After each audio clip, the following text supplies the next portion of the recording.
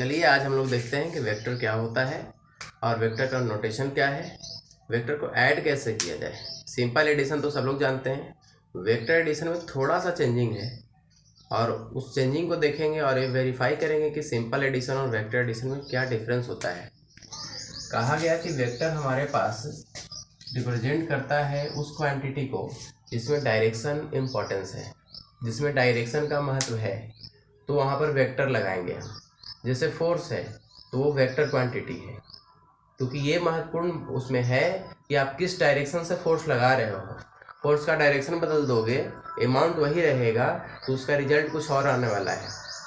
Work करना है तो इसमें किस डायरेक्शन से फोर्स लगाएंगे कि वर्क जिधर हम चाह रहे हैं, जैसा हम चाह रहे हैं वैसा हमें वर्क मिले। तो फोर्स वेक्टर क्वांटिटी है, डिस्प्लेसमेंट वेक्टर क्वांटिटी है। तो डिस्प्लेसमेंट और डिस्टेंस में क्या डिफरेंस हो जाता है? एक ही डिफरेंस है मेनली कि वेक्टर क्वांटिटी है डिस्प्लेसमेंट और डिस्टेंस स्केलर क्वांटिटी है, लेकिन सिर्फ एक ही चेंज हो जाने से कि ये वेक्टर क्वांटिटी है, रिजल्ट में काफ़ी कुछ डिफरेंस आ जाता है जब हम एडिशन करते हैं। तो वो भी देखेंगे कि डिस्प्लेसमेंट का रिजल्टेंट कैसे निकालें, हम फोर्स का रिजल्टेंट कैसे निकालें, इन सारी बातों को देखेंगे। जैसा कि जानते हैं वेक्टर का नोटेशन होता है ऐसे, तीर बना हुआ है, एरो बना हुआ रहेगा, तो रिप्रेजेंट करेगा कि हाँ इसमें डायरेक्शन है, इसलिए एरो बना हुआ है। क्योंकि एरो एक फिक्स डायरेक्शन में जाता है। एरो आप छोड़ोगे तो ऐसे मुड़ करके ऐसे नहीं जाने वाला, वो एकदम स्ट्रेट लाइन में जाएगा, या फिर मोशन का जो एंगल है उसी एंगल को फॉलो करेगा, चाहे वो पैराबोलिक पाथ ही क्यों ना हो। तीर को आप भेजोगे तो वो भी पैराबोला पाथ को फॉलो करेगा एक इंस्टेंट ऑफ टाइम पे, अगर उसको जाने दिया जाए तब। स्मॉल डिस्टेंस पे हाई फोर्स से आप लगाओगे तो पैराबोला पाथ फॉलो करने का मौका नहीं मिलेगा, तो स्ट्रेट जाएगा। तो इन सारी बातों का क्लियरेंस यहाँ मिलेगा आपको वेक्टर एडिशन में। वेक्टर एडिशन में दो लॉ है हमारे पास, triangle law of vector addition है, parallelogram law of vector addition है। Triangle law of vector addition, parallelogram law of vector addition, दोनों का रिजल्ट एक ही आता है। जो फॉर्मूला होता है हमारे पास, अगर रिजल्टेंट आर अगर मान लिया निकालना है तो A square plus B square plus 2ab cos theta. आपको ऐसा लग रहा होगा ए प्लस बी का होल स्क्वायर जैसा ही है फॉर्मूला ये। तो कहा गया ट्रायंगल लॉ में कि दो वेक्टर अगर रिप्रेजेंट करता है एक ही डायरेक्शन में, एंगल का 2 साइड, एंगल का 3 साइड है, तो जिसमें अगर 2 साइड एक ही डायरेक्शन में होना जरूरी है, अगर वो रिप्रेजेंट करे, जैसे ये एक वेक्टर हमने बना दिया, नाम हमने दे दिया ए, दूसरा वेक्टर इसी डायरेक्शन में कुछ एंगल पर अगर हमने ऐसे ड्रॉ कर दिया, इसका नाम दे दिया वेक्टर बी। तो ट्रायंगल लॉ कहता है कि जो थर्ड होगा वो अपोजिट होगा ये दोनों के डायरेक्शन से। अगर हम एरो को इधर बना देते तो ये मालूम चलता कि ये पूरा राउंड लग जा रहा है, यानी डायरेक्शन जो है एक ही है, जो आपको यहाँ पर दिख रहा है कि एंटी क्लॉकवाइज है। तो इस दोनों के जो अलाइनमेंट है उसके अपोजिट डायरेक्शन में थर्ड वेक्टर हमें बनाना है, तो उसका जो रिजल्टेंट आर आएगा, जो रिजल्ट ये आने वाला है, यानी दो वेक्टर का एडिशन थर्ड वेक्टर आ जाएगा। कब? जब दोनों का अलाइनमेंट डायरेक्शन दोनों का सेम है, और थर्ड को अगर हम दोनों के डायरेक्शन के अपोजिट रखेंगे तो a प्लस बी को जब ऐड किया जाएगा, a प्लस बी को हम ऐड करेंगे तो उसका रिजल्टेंट वेक्टर r आएगा। अभी तो रिजल्टेंट वेक्टर r आया, पर ये फॉर्मूला से आएगा, ऐसा नहीं है कि दोनों को सीधा जोड़ दिया जाता है। सीधा जोड़ेंगे तो रिजल्ट नहीं आएगा, क्योंकि अभी भी ये वेक्टर है, तो वेक्टर को जोड़े कैसे, ये रिजल्ट से आएगा आपका इससे, जो मैग्नीट्यूड हम निकालेंगे r इक्वल टू इतना मैग्नीट्यूड, ये वेक्टर आया। अब इसका मैग्नीट्यूड कितना होगा तो इस फॉर्मूला से आएगा। देखते हैं, हमारे पास एक ट्रायंगल बन गया है। ट्रायंगल जब बना तो उसमें सारा कुछ वही होगा जो ट्रायंगल में ज्योमेट्री में आप यूज करते हो। यहाँ पर आप एक एंगल बना दो, अल्फा मान लिया इसको हमने, और ये जो एंगल बनेगा इसके परपेंडिकुलर पहले एक लाइन ड्रॉ कर ले हम,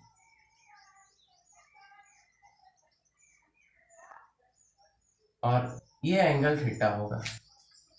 इसका नाम कुछ दे देते हैं ए बी सी डी, ऐसा मैंने कोई नाम दे दिया इसे। अब इसमें ज्योमेट्री लगाएंगे और तब हम ये निकालेंगे कि r का वैल्यू क्या होने वाला है यहाँ पर, या फिर इसका डायरेक्शन क्या होगा। तो डायरेक्शन डिसाइड करने वाला जो फैक्टर है वो अल्फा है, कि किस डायरेक्शन में रिजल्टेंट वेक्टर का आएगा। इसका डायरेक्शन और इसका डायरेक्शन तो ये थीटा से मालूम हो जाएगा। थीटा अगर हम 0 डिग्री कर देंगे तो कहेंगे दोनों एक ही डायरेक्शन में है। अगर थीटा हम यहाँ पर बनाते तो देखिए, अगर थीटा हमारे पास अगर इस डायरेक्शन में लाते तो 180 हो जाता, इस डायरेक्शन में लाता 0 होता। थीटा यहाँ पर जो लिखा हुआ है वो रिप्रेजेंट कर रहा है ए और बी का एंगल कितना है 100। तो ए और बी और ये हमारा फैक्टर आर आया है। अब इसको हम लगा देते हैं ट्रायंगल लॉ। ये ट्रायंगल अगर आपको दिख रहा है तो क्या आप जानते हैं कि ये जो हाइपोटेनस है ये दोनों को ऐड करने के बाद, यानी परपेंडिकुलर और बेस, आधार और लंब को ऐड करेंगे तो क्या करना आएगा, ये जानते हैं हम। तो क्या हम ऐसा लिख सकते हैं कि AC square is equal to AD square plus DC square, लिख देंगे हम। इतना ही करना है आपको फाइनल तक। अब इसमें से जो जो फैक्टर है AD DC है सबका वैल्यू यहाँ पुट कर दीजिए और आपका ये वैल्यू आ जाएगा। वो कैसे, AC तो आपके पास मालूम है, चलिए R मालूम है, और इसमें जो टर्म AD है क्या आपको मालूम है, तो डायरेक्टली नहीं मालूम है, इनडायरेक्टली मालूम है।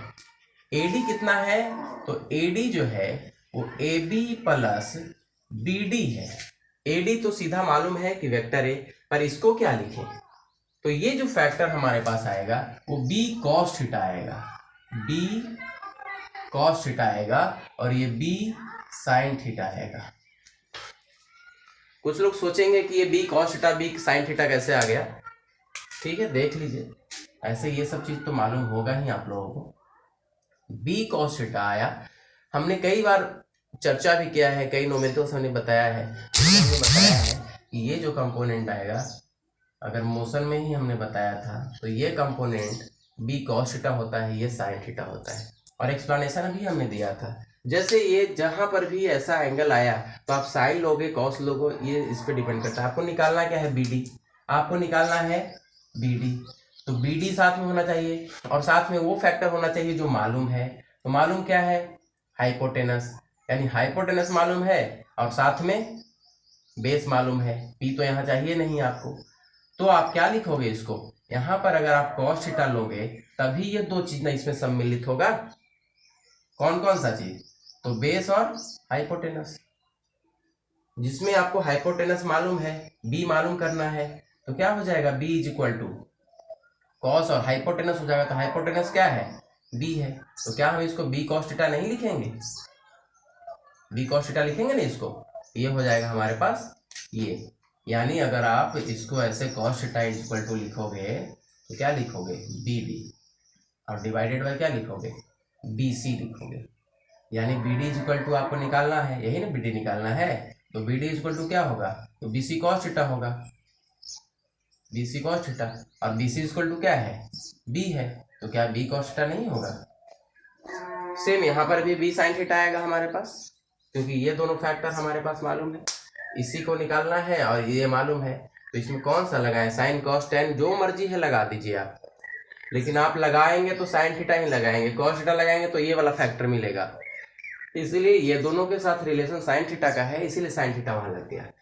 चलिए अब हम यहाँ पर इसका वैल्यू रखते हैं, इसको थोड़ा सा और एक्सप्लोर करते हैं, तो क्या मिलेगा AC square is equal to AD का वैल्यू हम रख देते हैं, AD मतलब AB प्लस BD हमने रख दिया। फिर आगे आइए DC का वैल्यू रखिए, DC का वैल्यू हमने क्या निकाल दिया है,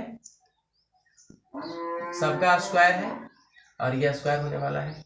अब AC square is equal to AB का वैल्यू जरा यहां से रखिएगा, AB का वैल्यू क्या है A है, और BD का वैल्यू क्या है B cos थीटा है, B cos थीटा स्क्वायर कर दिया हमने, और DC का वैल्यू क्या है यहाँ पर B sin थीटा है, इसका स्क्वायर हो गया। क्या मिल रहा है देखिए, आगे आइए, तो AC की जगह पर क्या हम R रख दें, तो ये हो गया R square equal to A square plus B square cos square theta plus 2ab हो जाएगा, यानी a square plus b square plus 2ab, यानी 2ab कॉस थीटा हो जाएगा। और साथ में b square sine square theta भी यहाँ पर है, इसको मिटा दें,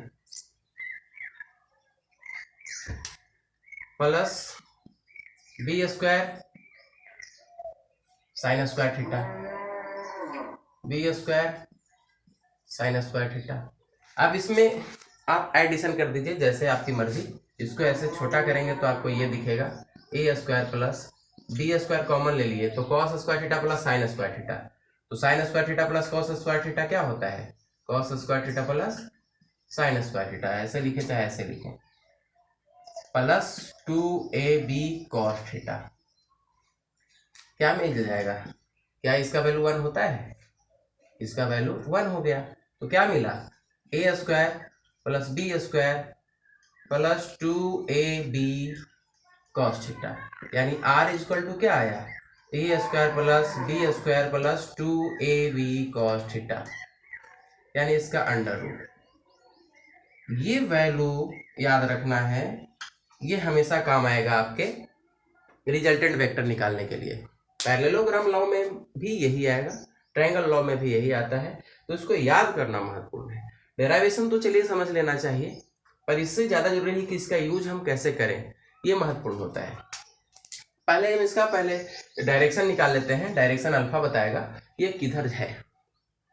अगर ये आ जाएगा अल्फा इक्वल टू, अगर हमारे पास आ रहा है 90 डिग्री आ रहा है तो स्ट्रेट हो जाएगा, इस डायरेक्शन में बताएगा। तो पहले डायरेक्शन निकाल लिया जाए। अल्फा क्या होगा यहाँ पर, ये तो मैग्नीट्यूड ऑफ वेक्टर हो गया, ये वैल्यू आया मैग्नीट्यूड ऑफ वेक्टर,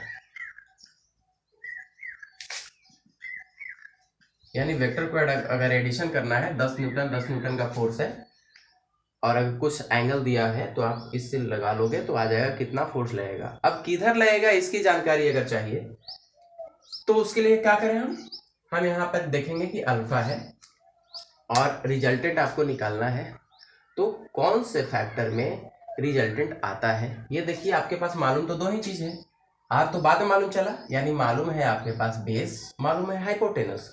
तो क्या यहाँ पर आप tan अल्फा लगाएंगे, क्योंकि जो पीबी एज का जो फैक्टर है साइन थीटा कॉस थीटा और tan थीटा जो है, तो P B HHB Pandit Badri Prasad Hari Hari बोल वाला जो कॉन्सेप्ट है बच्चे याद रखते हैं इसको। तो साइन कॉस टैन कॉसेक से कॉट के ऐसे ही आएगा ये। तो साइन में p बाई एच है, कॉस में b बाई एच है, टेन में p बाई बी है। तो आपके पास फैक्टर क्या है, तो बेस है और पोल है, हाइपोटेनस तो है नहीं। हाइपोटेनस आप निकालेंगे ना, लेकिन आपके पास दिया गया क्या है, दो फैक्टर दिया रहेगा। तो देखिए जरा क्या आने वाला है, tan अल्फा निकाल लेते हैं। तो tan अल्फा क्या होता है, तो p बाई बी है। p क्या है यहाँ पर, तो CD है, और बेस क्या है, AD है। बस वैल्यू रख दीजिए, आ गया रिजल्ट। तो tan अल्फा क्या मिलने वाला है, tan अल्फा तो CD का वैल्यू यहाँ रख देते हैं। तो CD का वैल्यू क्या है, b sine theta, b sine theta. AD का वैल्यू क्या है, AD दो कंपोनेंट से बना है, AB प्लस BD से बना है, यानी AB प्लस BD से बना है। यानी tan अल्फा इक्वल टू क्या आने वाला है, b साइन थीटा, और AB का वैल्यू क्या है, तो A, और BD का वैल्यू क्या है, प्लस B कॉस थीटा। ये डायरेक्शन बता रहा है। अगर सिर्फ एंगल आपको निकालना हो तो tan इनवर्स लगा करके निकाल लेंगे। tan आ गया इधर, tan इनवर्स हो गया, और b sine theta, a plus b cos theta. तो ये डायरेक्शन को रिप्रेजेंट करेगा, ये डायरेक्शन का फॉर्मूला है, और ये मैग्नीट्यूड निकालने का फॉर्मूला है। इसका स्क्रीनशॉट ले लीजिएगा और समझिएगा इसकी क्या क्या इसमें आया है।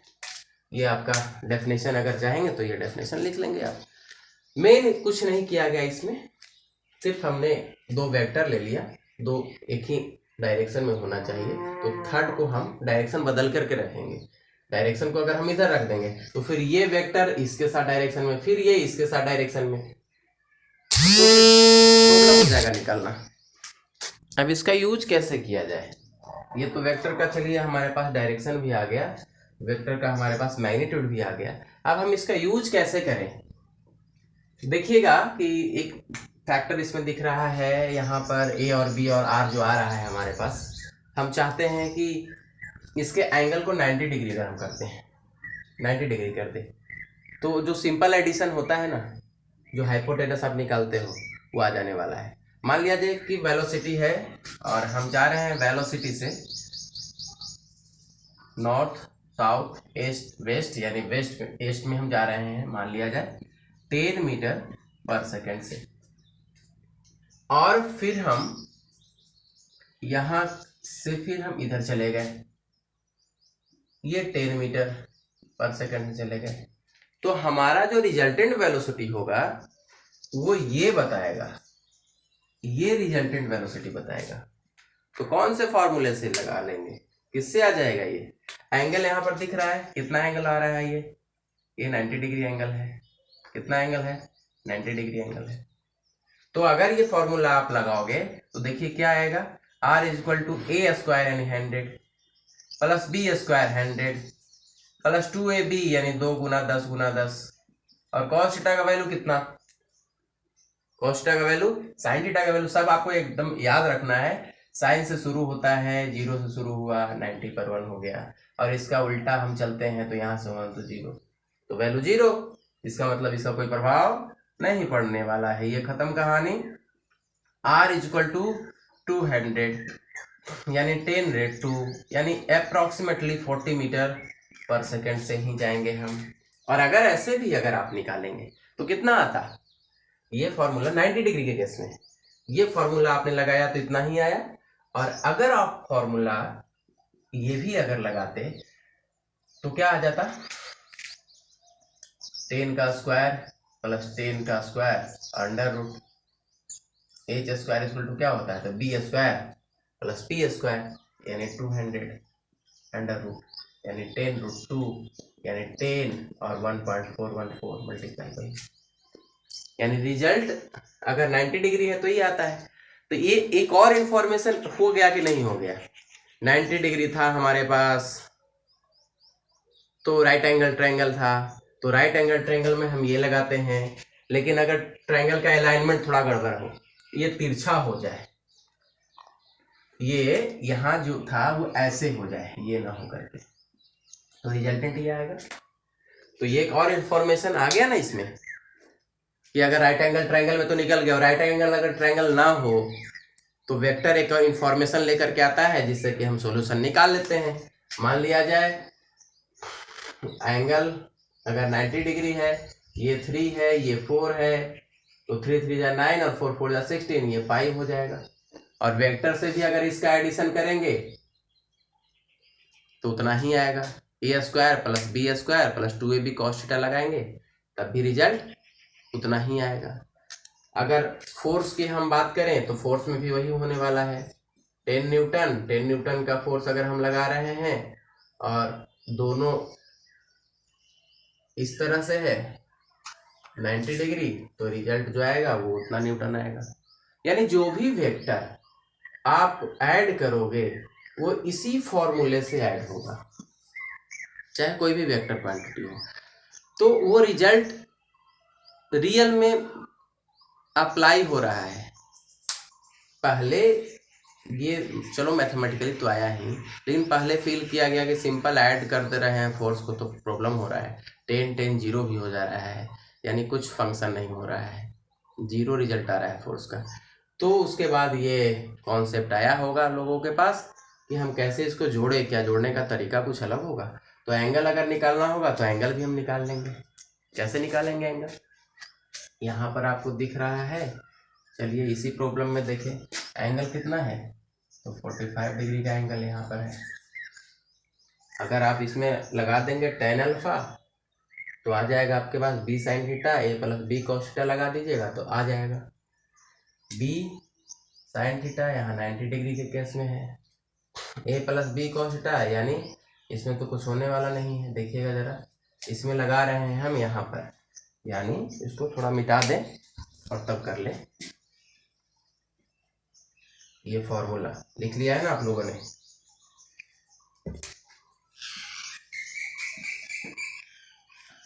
अगर 10 न्यूटन का फोर्स इधर लग रहा है और फिर 10 न्यूटन का फोर्स दूसरे डायरेक्शन में लगेगा तो उसका रिजल्ट क्या होगा। 10 न्यूटन प्रॉब्लम है बोर्ड का। चलिए ये देखिए 10 न्यूटन हमने यहाँ लगाया, 10 न्यूटन हमने यहाँ लगाया और हम अब चाह रहे हैं कि एंगल निकालें। तो एंगल निकालने के लिए क्या है, tan alpha. tan alpha is equal to B sine theta. 90 degree है, बी साइन थीटा अगर कह रहा है तो साइन थीटा का वैल्यू कितना हो जाएगा, 1 हो जाएगा, यानी सिर्फ बी बचेगा।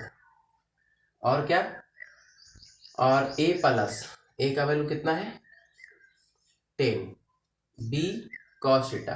तो b cos थीटा कितना हो जाएगा, 0 हो जाने वाला है। तो ये cos 90 क्या मिलेगा, यहाँ पर 0 मिलेगा ना, cos 90 0 मिलेगा।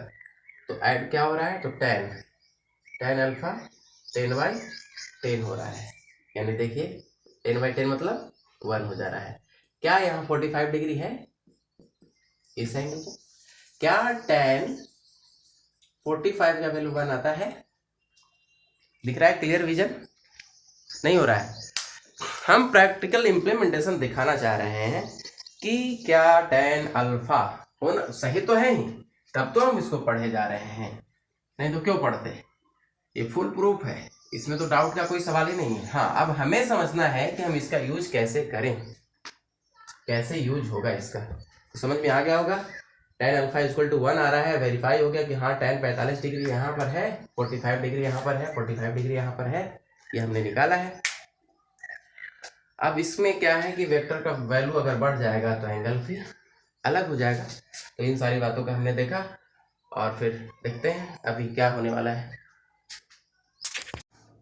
अब इसका एप्लीकेशन देख लेते हैं कि अगर हमारे पास रिजल्टेंट अगर निकालना हो, कोई एक पॉइंट है उस पर अगर कोई 10 न्यूटन इधर से भी लगा रहा है और 10 न्यूटन इधर से लगा रहा है, लगेगा कितना, 0 हो जाएगा, क्योंकि फोर्स लगने से डिस्प्लेसमेंट होना चाहिए। डिस्प्लेसमेंट किधर होगा, इधर से भी पुश कीजिए, इधर से भी कीजिए, किधर जाएगा, फोर्स कितना लगेगा उस पर, नहीं लगेगा, फोर्स 0 लगेगा।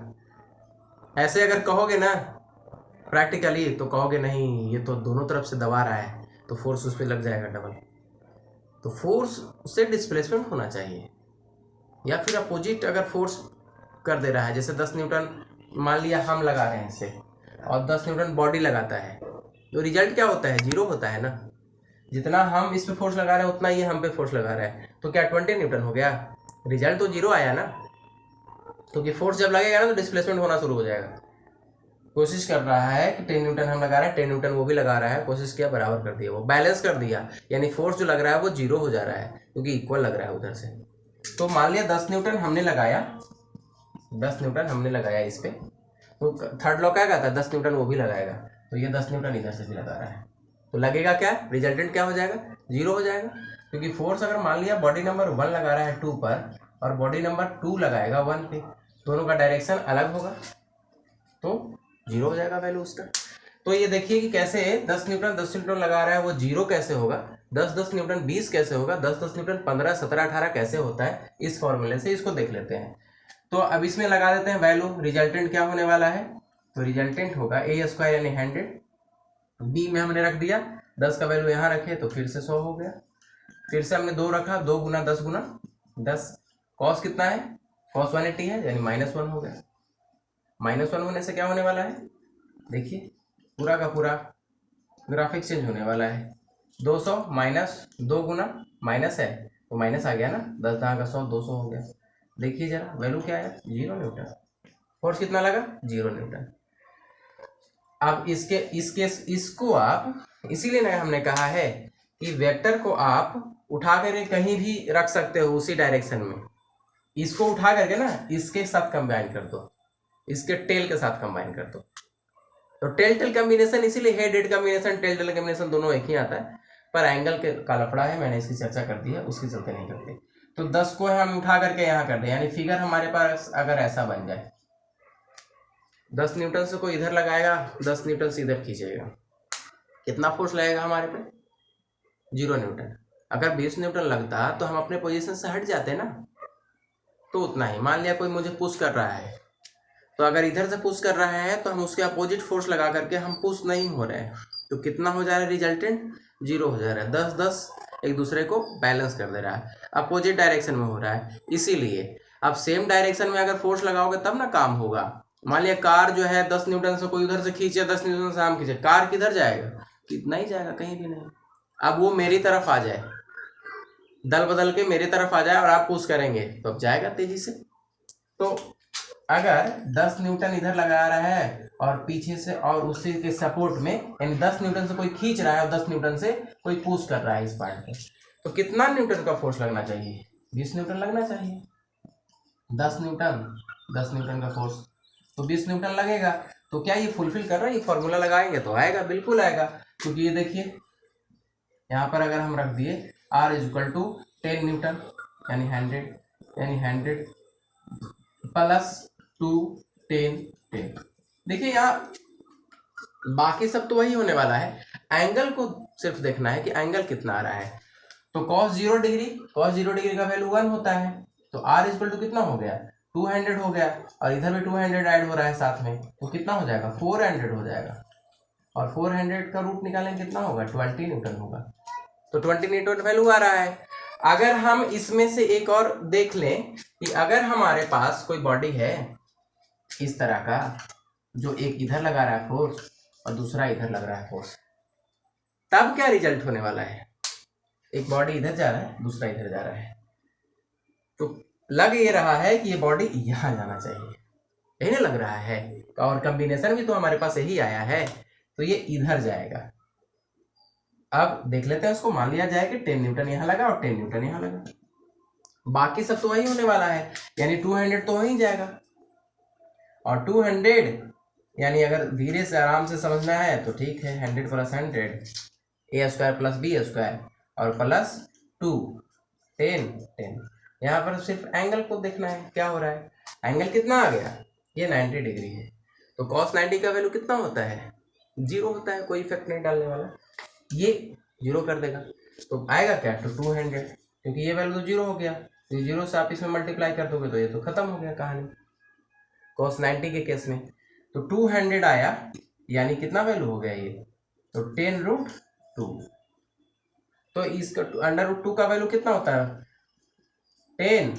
और दिख रहा है जी? हाँ, यहाँ तक ये दिखा? ये रीजन में प्रॉब्लम है, चलिए यहाँ कर लेते हैं इसको। तो ये 100 प्लस 2 10 10, और ये वैल्यू कितना आएगा हमारे पास? 0। तो ये तो खत्म हो गया ना, ये तो वैल्यू खत्म हो गया, यानी 200 आ रहा है, यानी 10√2 यानी 2 × 1.414 यही होता है। यानी करीब करीब ये 14 न्यूटन 14.14 इतना न्यूटन आ रहा है। ये 14 न्यूटन के आसपास ही आ रहा है। 10 न्यूटन लगाया, रिजल्टेंट 40 न्यूटन आ रहा है। 10 10 के केस में 10 10 न्यूटन लगा, 0 आ रहा है, 10 10 20 आ रहा है। ये है वेक्टर की खासियत, और ये प्रैक्टिकली देखा गया कि यूनिवर्स में ऐसा हो रहा है, तभी वेक्टर आया है, तभी इस रूल को। पहले ये रूल नहीं आया, पहले प्रैक्टिकल हुआ और तब उसमें मैथमेटिकली एस्पेक्ट लगने लगे, थोड़ा कैलकुलेशन करना उन लोगों ने शुरू किया। तब ये फार्मूला देखा कि अच्छा ये फार्मूला वहाँ पर ना सेटिस्फाइड कर रहा है, जो नेचर में हो रहा है उसको सेटिस्फाइड कर रहा है, इसके लिए आया है फार्मूला। तो ऐसे हम इसको सोल्व करेंगे, और ऐसा न्यूमेरिकल तो आपके पास कई हमने बनाया भी है, और 11 हो चाहे 12 हो, दोनों में हमेशा इसका यूज होता ही है।